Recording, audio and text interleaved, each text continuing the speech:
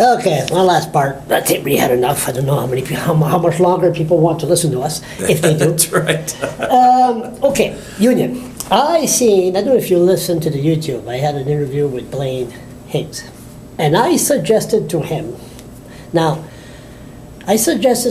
to eliminate the New Brunswick Human Rights Commission. Now, your union, their employees, no? No. No, okay. I suggested they eliminate the New Brunswick Human Rights Commission, the Police Commission, the Language Commissioner, and what's the other one? Oh, the Privacy Commissioner that Breton, whatever the name is, that Sean Graham just started. Eliminate all that and form a new group. That you got to complain about language or your basic rights or language, you can go somewhere.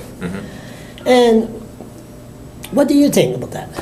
Well, I don't think having reform is a bad thing. You know, there are rules that are made and policies that have been made that need to be reviewed as we advance in years and as we develop differently in our communities and our society.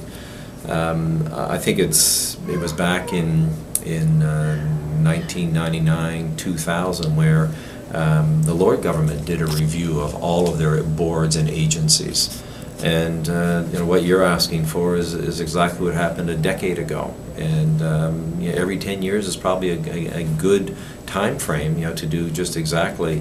You know, you're suggesting an outcome. You know, to eliminate them, I think there needs to be an assessment done on their effectiveness. And Human Rights Commission is totally useless. I mean, in Nova Scotia, you hear a hearing once in a while in PI, but in New Brunswick, you don't hear nothing. Yeah. Absolutely nothing. I think the Human Rights Commission, in concept and in context, is a necessary part. You're talking about your view of how it's been run, and you know, there's others that may have that view or even a different view.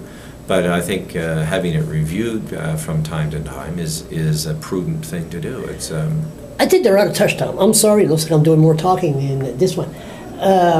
Like they wanted to listen to the less fortunate concern.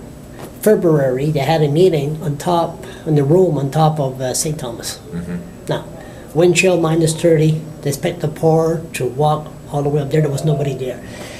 And the week after, I told them, you have a meeting in St. John at UNBSJ.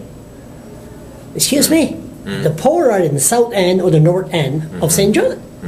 And they didn't budge. They had the meeting, they re-showed up there. There was nobody there.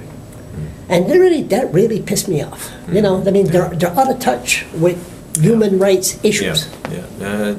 You're making very good examples of how out of touch they are. That you know, that's a practical consideration. You know, go to where the people are, and you know, that is something that you know, I would suggest you continue with Minister Higgs and with the Premier.